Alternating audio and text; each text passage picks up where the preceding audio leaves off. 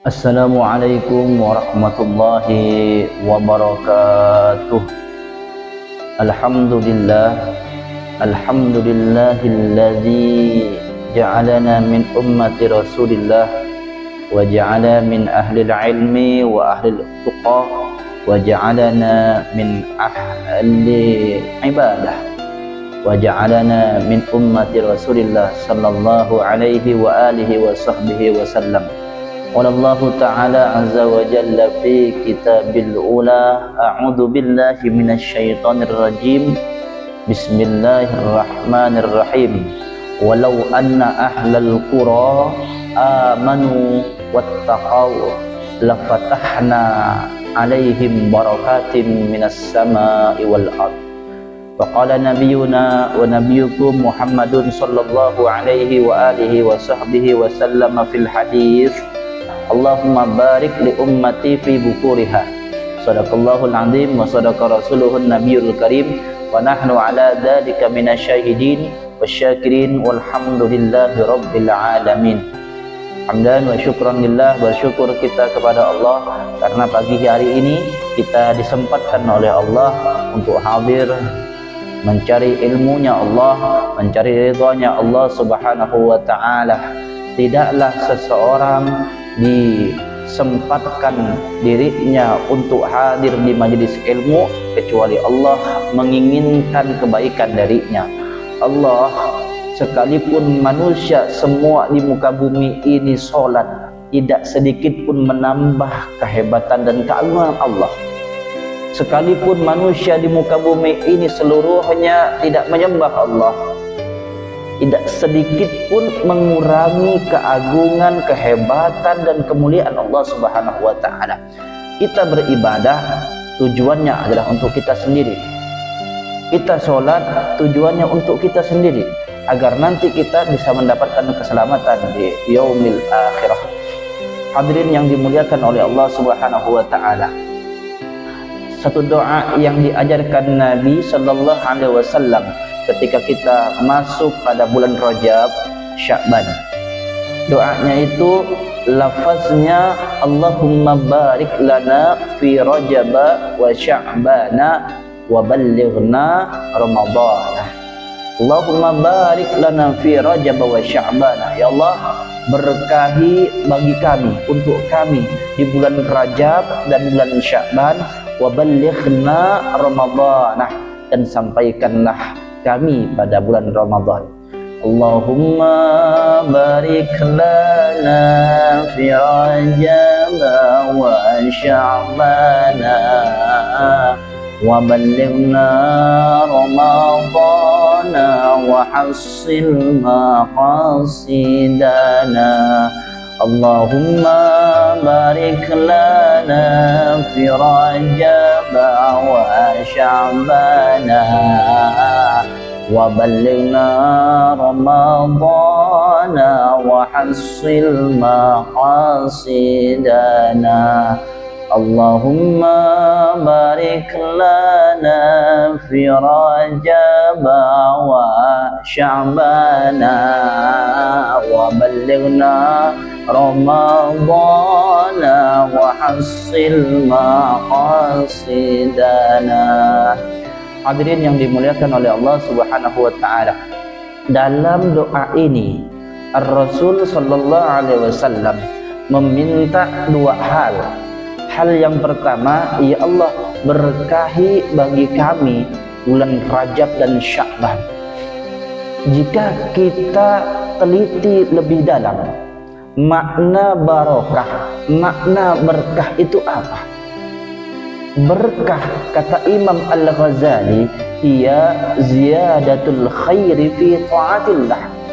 Keberkahan itu adalah bertambahnya kebaikan dalam ketaatan kepada Allah subhanahu wa ta'ala.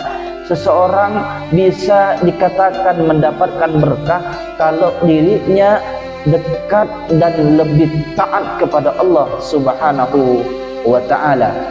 Umur seseorang dikatakan berkah jika umurnya ia gunakan untuk ketaatan kepada Allah. Harta seseorang dikatakan harta yang barokah jika harta tersebut digunakan di jalan Allah. Kendaraan dikatakan kendaraan yang berkah jika kendaraan tersebut digunakan untuk beribadah kepada Allah Subhanahu wa ta'ala. Di dalam Al-Quran surah Al-A'raf ayat 96, Allah Subhanahu wa ta'ala berfirman, A'udzu billahi minasyaitonir rajim. Bismillahirrahmanirrahim. Walau anna ahlal qura amanu wattaqau lafatahna 'alaihim barakatim minas sama'i wal ardh.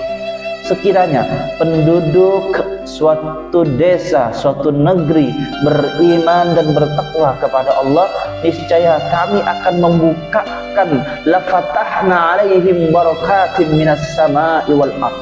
Akan kami bukakan keberkahan dari pintu langit dan bumi. Ayat ini memberikan sebuah pelajaran kepada kita bahwa jika suatu kampung, suatu desa, di mana desa tersebut, kampung tersebut banyak yang beriman, banyak yang bertakwa, banyak yang taat kepada Allah, maka niscaya kampung itu akan menjadi kampung yang dipenuhi dengan keberkahan oleh Allah Subhanahu wa ta'ala.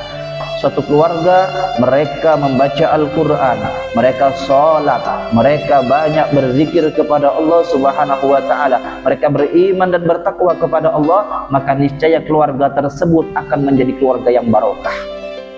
Suatu tempat kerja, kantor, sekolah, madrasah, kampus, di mana kampus tersebut orang-orangnya beriman dan bertakwa kepada Allah, maka kampus, sekolah, madrasah, kantor itu akan menjadi tempat-tempat yang diberkahi oleh Allah Subhanahu wa ta'ala. Rasul sallallahu alaihi wasallam pernah menyampaikan suatu hadis, idza matal insan, wa fi riwayatin wa idza mata ibnu adam in qata'a amaluhu illa min thalathatin, sadaqatin jariyah aw ilmin yuntafi'u bih aw waladin salih yad'u lah. Apabila manusia meninggal dunia, anak Adam meninggal dunia, maka terputuslah amalnya, terputuslah amal ibadahnya kecuali 3 perkara.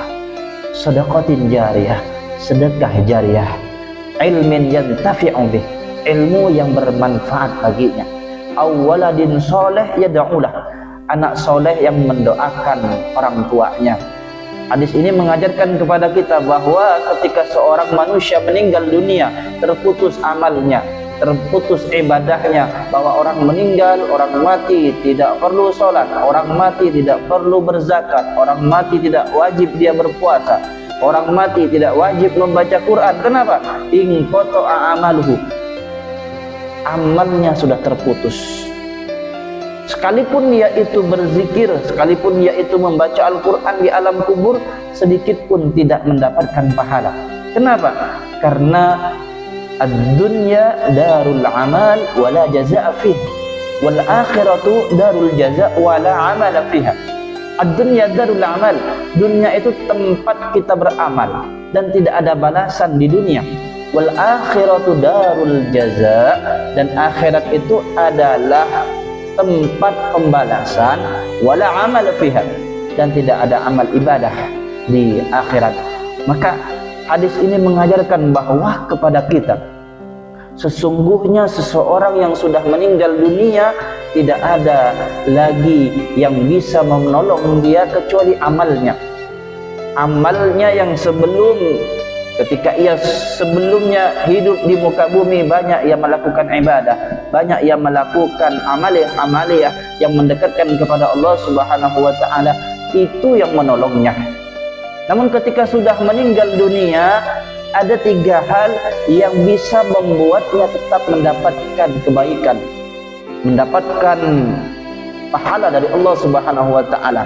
Yang pertama, semasa hidupnya ia pernah bersedekah, ia pernah menginfakkan hartanya di jalan Allah, ia pernah mengeluarkan uang, ia masukkan ke kotak infak, ke kotak amal. ia pernah menyantuni anak yatim, ia pernah mewakafkan Al-Quran di masjid, ia bantu pondok pesantren, ia bantu pembangunan madrasah, ia pernah memberikan sebuah tempat naungan bagi orang yang kepanasan. Maka itu adalah bagian dari sedekah jariah. Berbicara sedekah, hadirin yang dimuliakan oleh Allah Subhanahu wa taala, sedekah itu artinya pemberian yang diberikan ikhlas karena Allah Subhanahu wa taala. Sedekah itu banyak modelnya, bahkan menyingkirkan duri di jalanan, menyingkirkan benda-benda yang membahayakan di jalan, itu pun juga bagian dari sedekah. Seseorang yang menanam pohon tersebut tumbuh besar dan berbuah, maka ketika seekor burung hinggap di pohon itu, singgah untuk bernaung dari panasnya matahari, kemudian ia makan buah, memberikan ketenangan, maka itu pun juga dihitung sedekah. Bahkan Rasul sallallahu alaihi wasallam mengajarkan kepada kita, tabassumuka fi wajhi akhika laka sadaqatun. Senyummu di wajah saudaramu itu adalah sedekah bagimu. Jadi ketika kita ketemu dengan seorang sahabat, seorang teman, seorang muslim, kita berikan senyuman yang manis. Saat kita tersenyum, kita sudah mendapatkan pahala di hadapan Allah. Sebab apa? Sebab senyum bagian dari sedekah yang diajarkan oleh baginda Rasulullah sallallahu alaihi wa alihi wasallam, bahwa senyumnya Rasulullah itu menyejukkan sahabat-sahabat. Bahkan senyumnya Rasulullah itu bisa menyenangkan hati sahabat. Maka jangan pelit-pelit senyum, jangan pelit-pelit untuk tersenyum di hadapan saudara kita, di hadapan teman kita, di hadapan orang-orang tercinta kita. Tetapi jangan sekali-kali senyum-senyum tidak jelas. Senyum dikarenakan ada asbabnya, ada sebab-sebabnya, bukan senyum tidak jelas, dan itu merupakan sebuah perbuatan yang sia-sia. Hadirin yang dimuliakan oleh Allah Subhanahu wa taala. Yang kedua, au ilmin yantafi'u bih, ilmu yang bermanfaat. Ada semasa hidupnya orang yang meninggal ini pernah mengajarkan ilmu agama kepada orang-orangnya. Dia pernah mengajarkan Al-Quran, dia pernah mengajarkan surah Al-Fatihah. Ketika ia meninggal dunia, orang yang pernah diajari surah Al-Fatihah, muridnya, santrinya tetap mengamalkan surah Al-Fatihah tersebut, maka itu mengalirkan pahala kepada orang yang sudah meninggal dunia. Maka ilmu yang bermanfaat itu sangat luar biasa. Hadirin yang dimuliakan oleh Allah, terutama Anda sebagai orang tua, antum sebagai orang tua harus mengajarkan kebaikan kepada anak. Kalau tak sempat antum mengajarkan anak-anak, minimal mereka itu bisa baca Al-Fatihah dengan baik dan benar, sebab antum yang mengajarnya. Karena pahala bacaan Al-Fatihah itu akan terus mengalir kepada orang yang pernah mengajarkan Fatihah tersebut. Yang ketiga, waladin soleh yad'ulah, anak soleh yang mendoakan orang tuanya. Sungguh bahagia orang tua yang memiliki anak yang soleh. Betapa bahagianya orang tua yang memiliki putra, memiliki putri yang menjadi anak yang soleh dan soleha. Kelak ia akan menjadi investasi akhirat. Kelak semasa kita tiada, merekalah yang melanjutkan estafet perjuangan kita. Merekalah yang akan mendoakan kita. Mereka yang akan mengangkat tangan, Rabbighfirli wali walidayya warhamhuma kama rabbayani saghira. Ya Allah, ampunkan dosaku, dosa kedua orang tuaku, sayangilah mereka sebagaimana mereka menyayangi aku ketika aku masih kecil. Anak yang soleh akan mendoakan orang tuanya sekalipun orang tuanya sudah tiada. Rugi, sungguh rugi orang tua yang membesarkan anak dengan hartanya, dengan air mata, dengan keringatnya, tapi anaknya durhaka kepada orang tua. Rugi, sungguh rugi orang tua yang membesarkan anak, tetapi anaknya tidak bisa membaca Al-Quran. Rugi, sungguh rugi orang tua yang memiliki anak, tapi anaknya tidak pernah sholat kepada Allah Subhanahu wa ta'ala. Maka pesan kami pada hari ini, ajarkan mereka tentang sholat, ajarkan mereka baca Quran, pantau mereka, jangan sampai mereka meninggalkan sholat. Sebab orang yang meninggalkan sholat ini akan dicap sebagai tarikus sholat. Orang yang tarikus sholat tidak akan masuk surganya Allah Subhanahu wa ta'ala. Hadirin yang dimuliakan oleh Allah Subhanahu wa ta'ala, dalam mencari barokah, sebenarnya barokah itu berasal dari Allah Subhanahu wa ta'ala. Untuk sampai kepada keberkahan dari Allah, kita butuh wasilah, kita butuh perantara manusia ataupun benda ataupun tempat yang bisa mendekatkan kita kepada keberkahan di hadapan Allah Subhanahu wa ta'ala. Terutama kita sekarang berada di bulan Sya'ban. Ar-Rasul pernah mengajarkan kepada kita bahwa di bulan Sya'ban Rasulullah sallallahu alaihi wasallam banyak melakukan ibadah-ibadah. Beliau juga berpuasa di bulan Sya'ban. Sebab apa? Sebab bentuk proses latihan untuk bisa lebih maksimal di bulan Ramadan.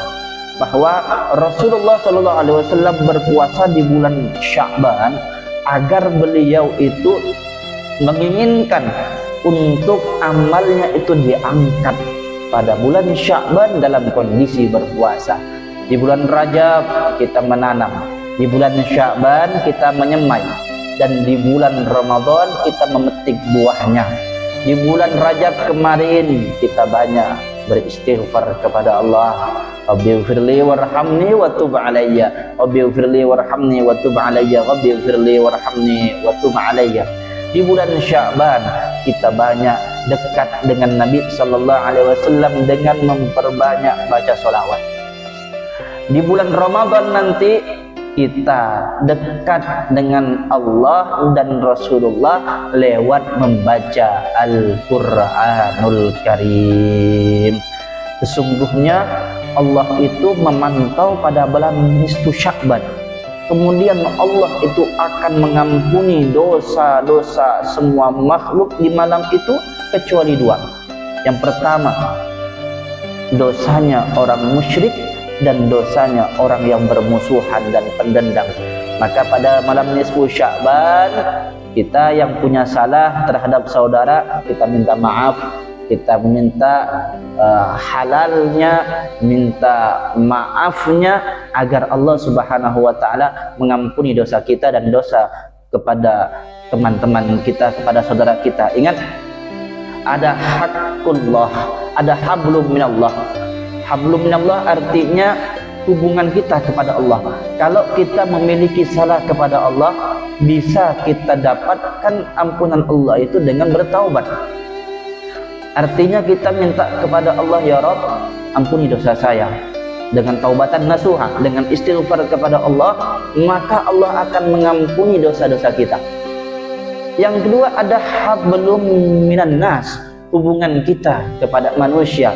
Allah tidak akan memaafkan kita, mengampuni dosa kita kepada teman kita, kepada saudara kita sebelum kita minta maaf kepadanya, sebelum kita itu mengucapkan kalimat maaf kepadanya. Dan ini merupakan sebuah kecaman dari Rasulullah sallallahu alaihi wasallam. La yahillu li muslimin an yakhluwa akhahu fawqa thalathin. Tidak halal bagi seorang muslim yang tidak bertegur sapa dengan saudaranya lebih daripada 3 hari. Mafhumnya, haram hukumnya seseorang bermusuhan lebih dari 3 hari dengan saudaranya. Maka kita yang punya salah dengan teman kita, dengan tetangga kita, dengan sohib kita, kita minta maaf kepadanya. Kita minta maaf dan minta kehalalan terhadap kesalahan-kesalahan kita. kepada saudara kita. Hadirin yang dimuliakan oleh Allah Subhanahu wa taala, di bulan Sya'ban kita dianjurkan untuk membaca banyak sholawat. Kenapa? Karena di bulan Sya'ban, bulan di mana Rasulullah mendapatkan hadiah dari Allah Subhanahu wa taala. Hadiah itu bukan bentuk fisik, hadiah itu bukan bentuk benda, namun hadiah itu adalah hadiah sebuah ayat yang turun menjadi sebuah tanda bahwa Rasulullah merupakan kekasih yang paling dicintai oleh Allah Subhanahu wa taala. Turunnya ayat itu berbunyi, innallaha wa malaikatahu yusholluna 'alan nabi ya ayyuhalladzina amanu shallu 'alaihi wa sallimu taslima. Sesungguhnya Allah dan malaikat-malaikatnya yusholluna 'alan nabi, mereka berselawat kepada nabi. Ya ayyuhalladzina amanu sallu 'alaihi wa sallimu taslima. Wahai orang-orang yang beriman, sallu, berikanlah salawat, wa sallimu, dan berikanlah salam atas nabi, taslima, dengan sebenar-benarnya salam. Ayat ini mengajarkan kepada kita bahwa Allah, malaikatnya itu bersolawat kepada nabi. Lalu kita sebagai manusia, apakah tidak boleh bersalawat kepada Nabi? Wajib kita bersalawat kepada Nabi sallallahu alaihi wasallam. Ar-Rasul pernah ditanya oleh sahabat, ya Rasulullah, bagaimana cara kami bersalawat kepadamu? Maka Rasulullah mengajarkan, qul Allahumma salli ala Muhammad wa ala ali Muhammad. Itu lafaznya. Yang menggunakan Sayyidina, Allahumma salli ala Sayyidina Muhammad wa ala ali Sayyidina Muhammad, boleh. Salawat menggunakan Sayyidina boleh, tidak menggunakan Sayyidina pun boleh. Yang tidak boleh itu yang tidak bersolawat. Berkelahi antara yang pakai Sayyidina dan yang tidak pakai Sayyidina. Kata si A, salawat tidak pakai Sayyidina. Kata si B, sholawat itu pakai Sayyidina. Satu pakai Sayyidina, satu tidak pakai Sayyidina. Yang C ini yang paling parah, ia tidak bersolawat kepada Nabi Sallallahu Alaihi Wasallam karena kebingungan dengan yang pakai Sayyidina dengan yang tidak pakai Sayyidina. Na'udzubillah tsumma na'udzubillah min dzalik. Orang yang tidak bersolawat kepada Nabi berarti dia tidak cinta dengan Nabi Sallallahu Alaihi Wasallam. Sebab orang yang cinta dengan Nabi, lisannya basah untuk mengucapkan salawat, lisannya basah untuk menyebut kekasihnya. Man ahabba syai'an faqad aktsara an dzikrihi. Barang siapa orang yang mencintai sesuatu, maka dia akan banyak banyak menyebut sesuatu tersebut. Jika kita cinta kepada uang, sehari-hari pasti akan kita sebut uang. Jika kita mencintai istri kita, maka setiap hari kita akan menyebut namanya, menyebut kebaikannya. Tapi kalau kita cinta kepada Nabi Sallallahu Alaihi Wasallam, maka lisan ini akan banyak bersolawat kepada Nabi Sallallahu Alaihi Wasallam dengan ucapan Allahumma salli ala Muhammad wa ala ali Muhammad, Allahumma salli ala Sayyidina Muhammad wa ala ali Sayyidina Muhammad, ataupun mengucapkan solawat yang paling pendek, sallallahu ala Muhammad, sallallahu ala Muhammad, sallallahu ala Muhammad, sallallahu ala Muhammad. Dan itu dinilai kebaikan oleh Allah Subhanahu wa taala. Bahkan dikatakan hadirin bahwa solawat yang kita ucapkan itu telah akan menjadi seorang bidadari yang akan menemani kita di surga Allah Subhanahu wa taala. Mau hadirin? Satu solawat, satu bidadari. Satu solawat akan menjadi seorang bidadari di hari kiamat di surganya Allah Subhanahu wa ta'ala. Bidadari itu begitu cantik, luar biasa. Bidadari itu wanita yang akan menemani seseorang yang kelak masuk surganya Allah Subhanahu wa ta'ala. Dari ayat tadi bahwasanya Allah itu bersolawat, malaikatnya berselawat, manusia pun juga berselawat. Dikatakan dalam kitab Al-Baijuri bahwa solawatnya Allah itu bentuk rahmat, kasih sayang. Selawatnya malaikat itu bentuknya maghfirah, mintakan ampunan dari Allah. Kemudian salawat dari manusia itu adalah bentuk doa. Artinya ketika kita salawat dengan Nabi Muhammad, artinya kita sedang berdoa kepada Allah lewat Rasulullah agar Allah Subhanahu wa taala jadikan kita sebagai hamba yang taat, hamba yang dekat dengan Allah Subhanahu wa taala. Ingat, malam nisfu Sya'ban jangan disia-siakan, kecuali kita gunakan untuk banyak berdoa kepada Allah. Malam itu adalah malam diangkatnya amal ibadah di hadapan Allah Subhanahu wa taala, diangkatnya catatan amal ibadah kita. Dalam satu pekan ada satu hari dan satu momen di mana amal ibadah itu ataupun catatan amal itu diangkat, yaitu pada hari Kamis. Pada hari Kamis ada asar sampai ke maghrib, itu momen-momen malaikat itu mengangkat ataupun mengambil catatan manusia. Dalam satu tahun ada momen diangkat catatan amal itu, yaitu ketika pada nisfu Sya'ban, tanggal 15, malam 15 ataupun hari ke-15 pada bulan Sya'ban. Harapan kita semoga Allah Subhanahu wa taala bisa berkahi bulan Rajab kita, bulan Sya'ban kita, dan kita disampaikan pada bulan suci Ramadan. Berapa banyak orang-orang yang tahun lalu membersamai kita di bulan Ramadan, sahur sama-sama, buka puasa sama-sama, tapi pada tahun ini kita tidak bersama mereka karena mereka sudah dipanggil oleh Allah Subhanahu wa taala.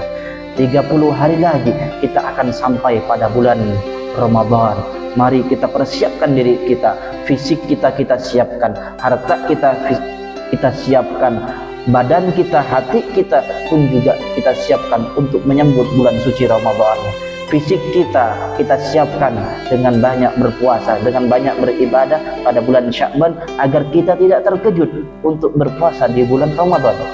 Harta kita siapkan untuk kita dermakan, kita gunakan nanti di bulan Ramadan, kita bisa lebih maksimal menginfakkan harta, mendermakan harta di jalan Allah Subhanahu wa taala. Dan hati kita siapkan dengan banyak beristighfar, dengan banyak bersolawat, dengan banyak mengetahui tentang fikih puasa. Bagaimana cara berpuasa, apa saja fardunya, rukun berpuasa, apa saja hal-hal yang bisa menghilangkan pahala puasa. Ada 5 hal yang bisa menghilangkan pahala puasa. Artinya seseorang kalau melakukan 5 hal ini, pahala puasanya itu hilang. Yang pertama, al-kadhibu, berdusta. Yang kedua, al-ghibatu, ghibah, membicarakan keburukan orang lain. Yang ketiga, an-namimah, mengadu domba. Yang keempat, berjanji palsu atau sumpah palsu. Dan yang kelima yang bisa menghilangkan pahala puasa adalah an-nadharu bisyahawati, melihat sesuatu dengan syahwat. Selain itu kita juga harus menjaga puasa kita agar tidak batal. Hal-hal yang bisa menghilangkan dan membatalkan puasa kita hindari. Hal-hal yang bisa membuat kita rugi di bulan Ramadan kita tinggalkan. Maka perbanyak kita membaca Al-Quranul Karim supaya kita lebih mantap lagi bacaan Qur'annya, khatam Al-Qur'annya di bulan Ramadan. Akhiran, mudah-mudahan kita semua mendapatkan barokah di bulan Rajab dan Sya'ban. Kita berkat majelis ini, berkat pertemuan ini, Allah ampunkan dosa kita, Allah ampunkan dosa kedua orang tua kita, Allah ampunkan dosa sanak famili kita, Allah ampunkan dosa keluarga kita. Allah berkat majelis ini semoga yang hatinya jauh dengan Allah, Allah dekatkan. Yang memiliki hajat semoga Allah kabulkan hajatnya. Yang memiliki hutang semoga Allah cepat kabulkan hutangnya, cepat lunaskan hutangnya. Yang memiliki anak keturunan mudah-mudahan anak keturunannya menjadi anak yang soleh dan solehah. Binyatil qabul. Al-Fatihah. A'udzubillahi minasyaitonir rajim. Bismillahirrahmanirrahim. Alhamdulillahirabbil alamin arrahmanir rahim. Iyyaka na'budu wa iyyaka nasta'in. Ihdinas siratal mustaqim siratal ladzina an'amta 'alaihim ghairil maghdubi 'alaihim waladdallin. A'udzubillahi minasyaitonir rajim. Bismillahirrahmanirrahim. Alhamdulillahirabbil alamin. Allahumma shalli ala sayyidina Muhammadin salatan tujiina biha jamil ahwal wa taqdirana jami'al hajat wa hajna min jami' sayyid wa tarfa'una biha indaka ala darajat wa tuballighuna biha awsal khair min jamil khairati fil hayati wa ba'da mamat. Allahumma ighfir lana dhunubana wa liwalidina warhamhum kama rabbawna shighara. Allahumma inna nas'aluka ilman nafi'an wa rizqan thayyiban wa amalan mutaqabbala bi rahmatika ya arhamar rahimin. Allahumma barik lana fi Rajab wa Sya'ban wa ballighna Ramadan wa a'inna 'ala siyami wal qiyami wa tilawatil Qur'an. Allahumma ja'alna wa auladana wa masyayikhana wa talamidana wa talamidatina min ahli ilmi wa il khair wa la taj'alna wa iyyahum min ahli syarri wa dhar. Ya muqallibal qulub tsabbit qulubana 'ala dinika wa ta'atik. Rabbana hab lana min as-solihin, Rabbana hab lana min azwajina wa dhurriyyatina qurrata a'yun waj'alna lil muttaqina imama. Rabbana atina fid dunya hasanah wa fil akhirati hasanah wa qina adzabannar. Walhamdulillahirabbil alamin. Hadirin yang dimuliakan oleh Allah Subhanahu wa taala, mari kita tutup dengan doa kafaratul majlis. Subhanakallahumma wa bihamdika asyhadu an la ilaha illa anta astaghfiruka wa atubu ilaik. Ala faminkum ihdinas siratal mustaqim. Assalamualaikum warahmatullahi wabarakatuh.